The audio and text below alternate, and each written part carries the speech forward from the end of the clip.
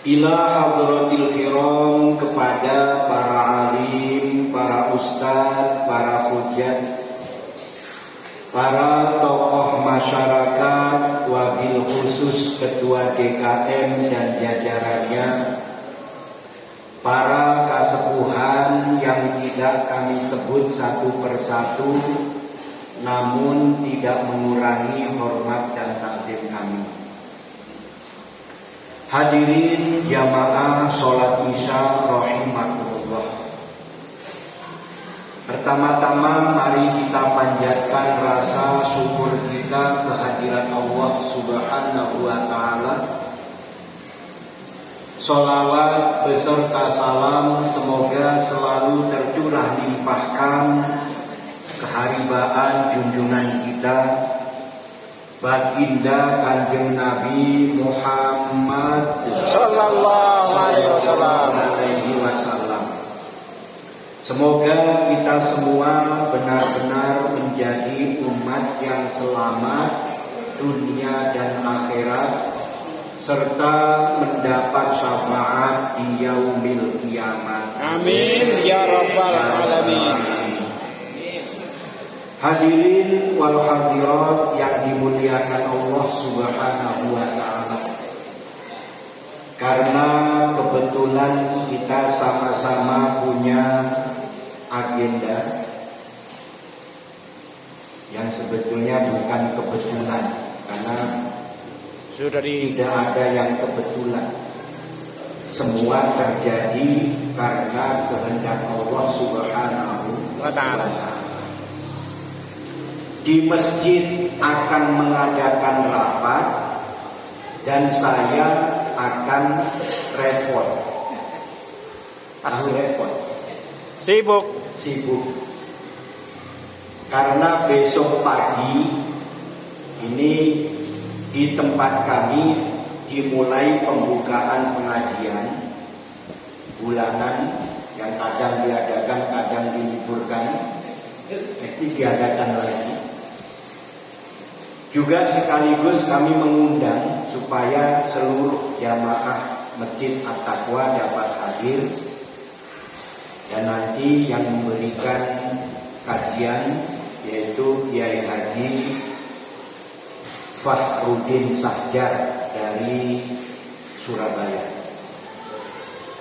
Maka kami sangat-sangat mengharapkan kehadiran hadirin hadirat sekalian. Jangan sampai ini pematerinya jauh-jauh kita datangkan dari Surabaya. Nggak taunya nggak ada orang. Masakan sudah banyak kita siapkan, nggak taunya nggak ada yang makan. Dimakan sendiri kembung, nggak dimakan saya. Jadi judulnya ikan lele makan ubur-ubur. Jadi cepat selesai langsung kabur. Hadirin yang dimuliakan Allah Subhanahu wa Ta'ala, kita ingin iman takwa kita benar-benar terjaga di hadapan Allah Subhanahu wa Ta'ala. Kita ingin benar-benar menjadi orang yang bertauhidkan Allah Subhanahu wa Ta'ala, orang yang dalam kehidupannya benar-benar siap untuk diatur oleh Allah Subhanahu wa Ta'ala melalui agama. Sehingga orang yang bertakwa itu orang yang hidupnya siap diatur oleh Allah Subhanahu wa Ta'ala dengan aturan agama. Dalam kajian yang lalu ini beragama, jangan sampai kita hanya mengikuti akal kita, hati kita, apalagi hawa nafsu. Jadi supaya dalam beragama itu benar-benar kita mengikuti apa yang telah ditentukan dalam agama. Karena agama itu mengatur semua sendi-sendi dalam kehidupan kita. Lalu yang ingin kita lanjutkan ini tentang kita berumah tangga. Kenapa seorang istri diwajibkan untuk taat kepada suami? Jadi istri yang tadinya seorang anak berbakti kepada orang tuanya, begitu punya suami, dia wajib taat kepada suami, harus berbakti kepada suami. Kok bukan suaminya yang harus berbakti sama istrinya? Karena suaminya punya kewajiban, punya tanggung jawab dunia hingga akhirat. Maka perintah ku anfusakum wa ahlikum naro, jagalah dirimu dan keluargamu dari siksa api neraka. Ini tugas dan tanggung jawab yang berat, bukan tanggung jawab yang ringan. Maka jangan menggampangkan kita sebagai seorang suami karena mentang-mentang puasa, mentang-mentang istri bisa kita perdaya, istri diperdaya, bahkan disiksa, disakiti. Nah, tanggung jawab seorang suami itu dunia hingga akhirat.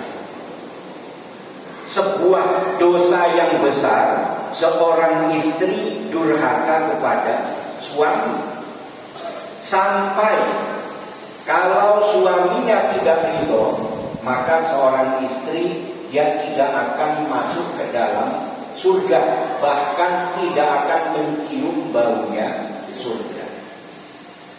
Istri yang tidak taat sama suami, suaminya tidak ridho, tidak akan bisa masuk dalam surga, bahkan tidak bisa mencium baunya surga. Ini kalau benar-benar suaminya punya tanggung jawab. Maka jangan diremehkan dosa seorang suami yang tidak bertanggung jawab kepada keluarganya. Tidak bertanggung jawab kepada istrinya, main keplak, main tampol, bahasa sekarang main tendang, dikira pemain sepak bola. Jangan gampang kita menyakiti istri. Coba kita bayangkan, dari dilahirkan oleh orang tuanya, dia disayangi, dia digendong ke sana kemari oleh orang tuanya, diberi nafkah oleh orang tuanya, dicukupi segala kebutuhannya oleh orang tuanya, pakaian dibelikan oleh orang tuanya, disayang sampai kemudian sekolahnya dibiayai oleh orang tuanya. Begitu sudah remaja, kita suka, kita minta kepada orang tuanya baik-baik, dikasihkan oleh orang tuanya. Anak yang tadinya disayangi, dia dibesarkan, dia tadinya dicukupi dengan keringat, bahkan dengan air mata, lalu dikasihkan ke kita, yang kemudian karena sudah dihalalkan dalam pernikahan, kita boleh menggaulinya. Yang tadinya dia sendiri kemudian bisa melahirkan anak-anak kita. Terus kemudian hanya merasa tidak cocok, kita ganti. Ya, kalau rumah mau ganti berapa kali terserah, kendaraan mau berapa kali terserah. Saya motor saja sampai lupa hitungnya berapa kali ganti motor. Mantap. Tapi yang namanya istri ya jangan sembarangan. Itu yang tadinya dibesarkan oleh orang tuanya dengan kasih sayang. Orang tua mendoakan dengan tetes air mata, mengkhawatirkan masa depannya, dikasihkan ke kita, percaya kepada kita. Lalu tidak sesuai harapan orang tuanya. Maka dosa seorang suami yang tidak bertanggung jawab kepada istri dan anak-anaknya, ini juga akan lebih berat daripada seorang istri yang durhaka kemudian tidak bisa mencium baunya surga. Nah, ini yang kita juga perlu jadi bahan renungan, bahan kajian kita. Kenapa ini kita bahas? Karena sekarang ini banyak orang yang menggampangkan putus hubungan rumah tangga, atau orang menggampangkan perceraian. Memang ada hadis Rasulullah SAW, "Abghadul halali indallahi thalaq." Perbuatan yang halal tapi dibenci oleh Allah, yaitu tolak, perceraian. Kalau kita benar-benar berpikirnya secara positif, bahwa istri itu amanah Allah, dia dititipkan kepada kita sebagaimana rizki. Kita selalu mengharapkan rizki itu selalu berlimpah. Kita mengharapkan rizki kita selalu berkah. Kita mengharapkan rizki kita banyak. Kita mengharapkan apapun yang kita inginkan dengan rizki bisa tercukupi. Begitu juga dengan umur. Kita ingin panjang umur, sehat walafiat, berkah, hidup bahagia, berkecukupan. Itu harapan kita. Sama dengan istri, pengennya istri itu selalu membahagiakan kita. Tapi ternyata Allah berikan rezeki yang mungkin tak sepenuhnya seperti harapan kita. Kita pengennya yang jadi sultan semua, pengennya jadi sultan semua. Terus kemudian masalah umur juga demikian, pengennya kita semua panjang umur, pengennya kita semua panjang umur. Ya tadi termasuk istri juga, pengennya kita punya istri sempurna, cantiknya lahirnya cantik, batinnya juga cantik. Tapi ternyata yang Allah titipkan rizki ya seperti sekarang yang kita rasakan, umur yang kita tidak tahu, ternyata banyak saudara-saudara kita yang umurnya di bawah kita sudah dipanggil oleh Allah Subhanahu wa Ta'ala. Istri juga demikian, ini amanah Allah, jadikan sebagai bekal taat kita kepada Allah Subhanahu wa Ta'ala. Sehingga menyayangi keluarga benar-benar karena Allah, dengan tujuan supaya kita mampu kembali kepada Allah Subhanahu wa Ta'ala. Sehingga hablum minallah baik, hablum minannasnya juga baik, terutama orang-orang yang dekat dengan kita. Kalau kemarin kita bahas ya orang tua itu yang pertama. Hubungan kita dengan orang tua harus kita jaga dengan baik. Hubungan dengan istri, dengan anak, hubungan dengan tetangga, hubungan dengan lingkungan, kemudian hubungan sesama muslim, siapapun, dari manapun, warga negara manapun, sesama muslim bersaudara. Lalu yang terakhir, semua manusia itu juga saudara kita, karena kita sama-sama dari Nabi Adam alaihi salam.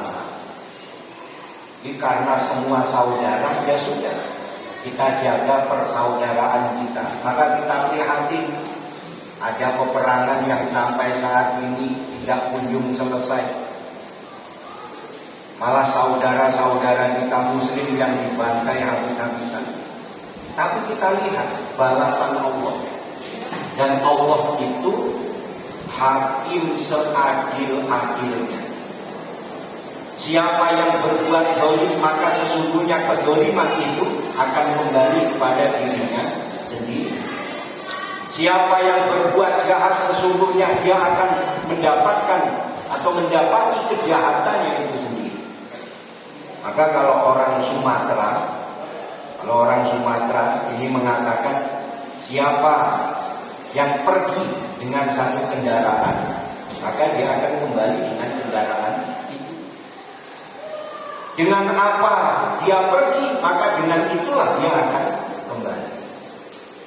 Nah, kalau kita perbuatannya baik, maka kita juga akan dapat kebaikan.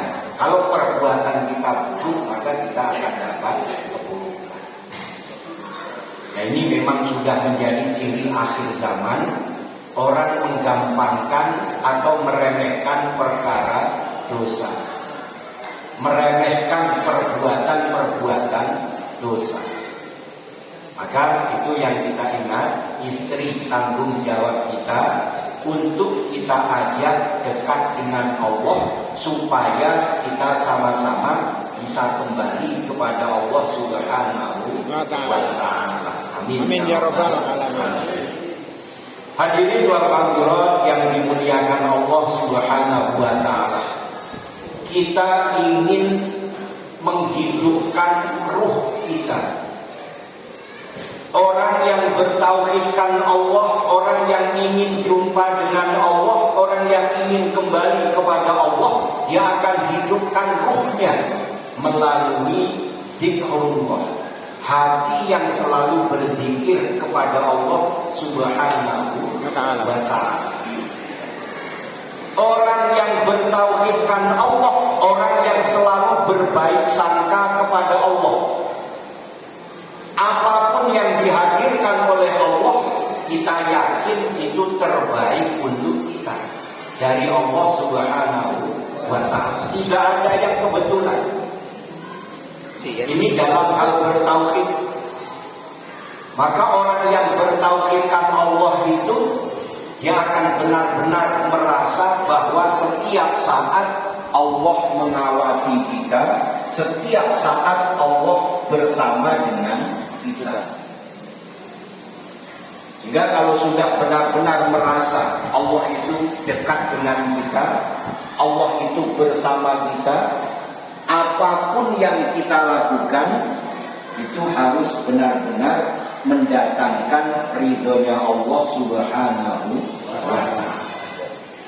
Yang kita kerjakan benar-benar Allah ridho, yang kita lakukan benar-benar Allah ridho. Apa yang mendatangkan ridhonya Allah Subhanahu wa ta'ala? Tentu amal-amal sholih. Kalau dalam Al-Quran sampai Allah itu bersumpah wal asr innal insana lafi khusr. Ini sumpahnya Allah demi masa, demi waktu. Dan kita ini kan selalu ada di dalam waktu yang kita tidak tahu berapa lama waktu. Sesungguhnya manusia itu dalam kerugian. Kita semua ini dalam kerugian. Illalladzina amanu wa amilus sholihat wa tawassaw bil haqq wa tawassaw bis sabr. Maka yang benar-benar mendatangkan keridhaan Allah itu orang yang beriman kepada Allah, melakukan amal-amal sholih dan saling mengingatkan dalam kebenaran dan kesabaran. Selain daripada itu merugi. Maka jangan sampai kita ini orang-orang yang rugi dalam kehidupan dunia. Dunianya rugi, apalagi sampai akhirat. Dunia rugi, akhirat rugi. Ini berarti rugi dua kali. Maka jangan sampai kita rugi. Jadi kita bertauhidkan Allah.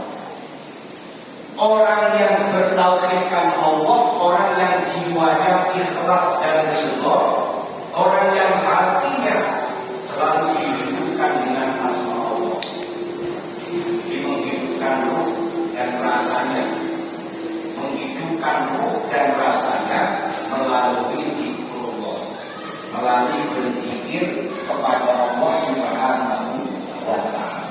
Jangan didikte oleh manusia. Hanya karena kita pengen dipandang, hanya karena kita pengen sanjungan. Kalau kita sudah benar-benar memiliki Allah, kalau kita sudah kuat dalam bertauhidkan Allah, caci makian itu bukan sesuatu yang Justru itu adalah obat sebagai penyemangat.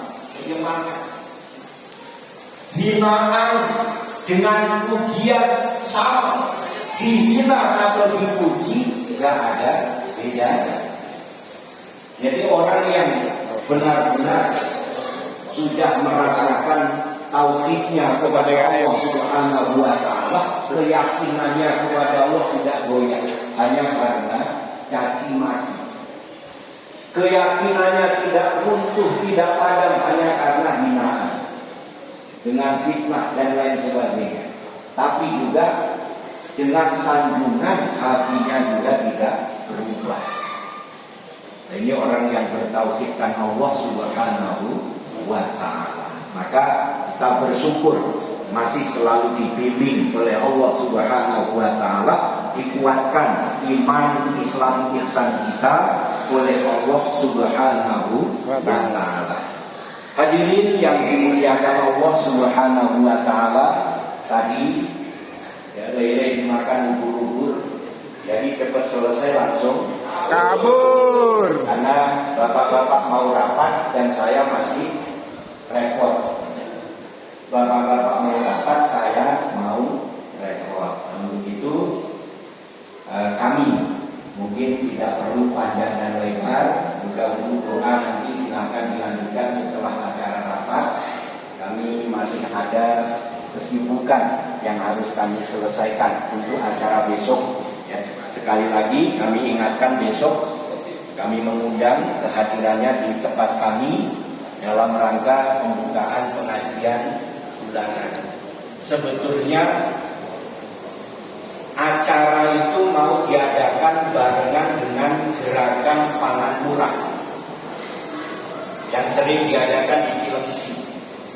Kita sudah ketemu langsung sama penasehat GPM-nya, tapi ternyata tidak jadi atau belum di ACC karena belum disurvei tempatnya. Terus kemudian ada satu persyaratan di mana jamaah itu tidak boleh kurang dari 1.000 orang. Tapi tidak harus semua jamaah yang ikut ngaji. Artinya orang yang datang untuk belanja itu tidak boleh kurang dari 1.000. Maka bukan hanya di pengajian tapi mengundang masyarakat dalam rangka gerakan pangan murah. Jadi itu juga bekerja sama dengan BPN, Badan Pangan Nasional. Jadi harga sembako, beras, minyak, kemudian gula terutama itu harganya di bawah pasar. Maka kita ngaji sekalian bawa uang yang banyak, istri diajak, anak diajak pulang bawa belanjaan. Tapi belanja bukan gratis ya, belanja. Itu yang kami sampaikan. Salam yang tidak hadir kami mohon pamit. Billahi taufiq wal hidayah. Wassalamualaikum warahmatullahi wabarakatuh. Waalaikumsalam warahmatullahi wabarakatuh.